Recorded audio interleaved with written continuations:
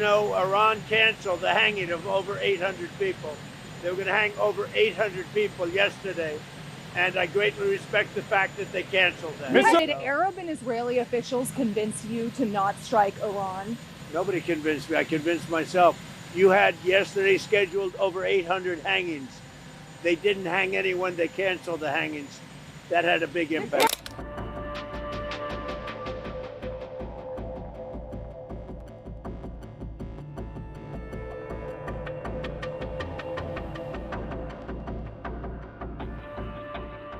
United States President Donald Trump has issued one of his strongest warnings yet, saying America would completely wipe out Iran if the country were to assassinate him.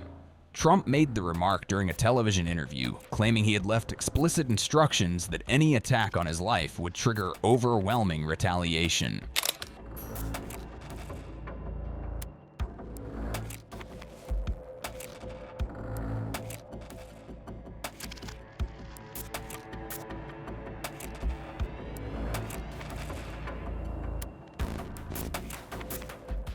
His comments come at a time of sharply rising tensions between Washington and Tehran, driven by unrest inside Iran and growing hostility between leaders. Iran swiftly responded, warning Trump against any action targeting Supreme Leader Ayatollah Ali Khamenei, who has ruled the Islamic Republic for nearly 4 decades. A spokesperson for Iran's armed forces, General Abul Fazl Shekarshi, reportedly said any aggression toward Khamenei would not only be repelled, but would set fire to America's world.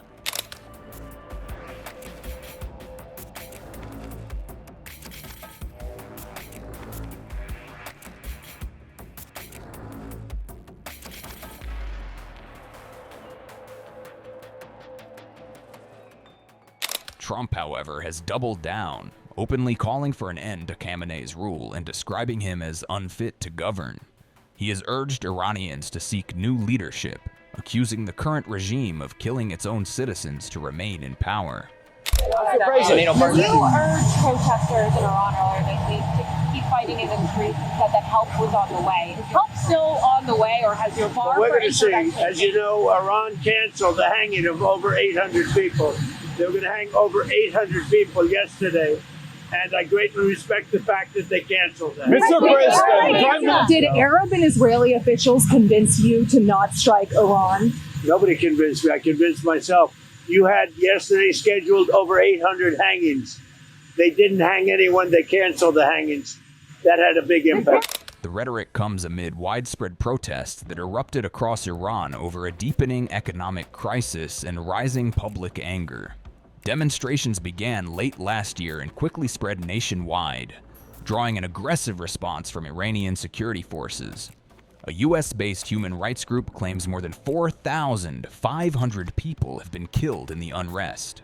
Iranian officials initially denied the scale of violence before acknowledging thousands of deaths. Khamenei later blamed foreign interference, including the United States, for fueling the protests. Authorities have arrested more than 26,000 people, raising fears of mass trials and executions. Meanwhile, US military movements have added another layer of tension to the situation. The aircraft carrier USS Abraham Lincoln has been seen moving from the South China Sea toward the Indian Ocean, as per reports. In this sedition, these same ignorant and uninformed agents, led by those evil and trained assets, did bad things, committed great crimes, destroyed 250 mosques, destroyed more than 250 educational and scientific centers, destroyed the electricity industry, attacked banks, attacked medical complexes, attacked stores that provide food for the people, hurt the people, killed several thousand people, and killed some with inhuman severity, that is, completely, brutally. We consider the US president guilty both for the casualties, for the damage, and for the slander he made against the Iranian nation. The nature of the sedition, this sedition was American, it was clear.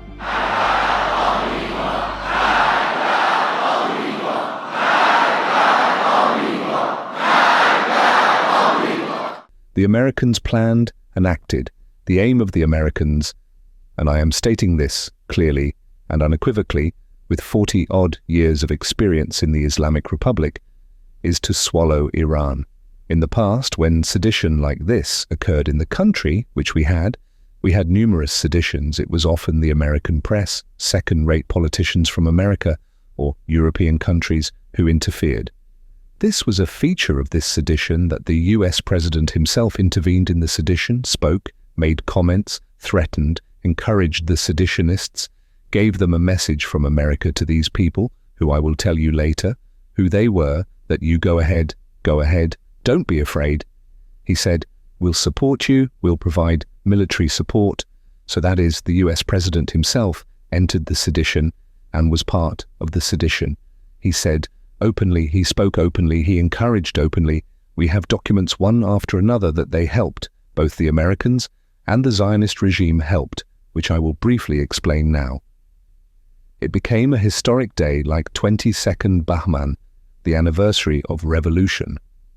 We are not leading the country to war, we do not intend to lead the country to war, but we will not leave the domestic criminals either.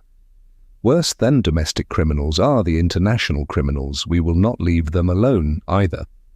It must be pursued in its own ways and in the right way, and by the grace of God, the Iranian nation must defeat the seditionist just as it defeated the sedition.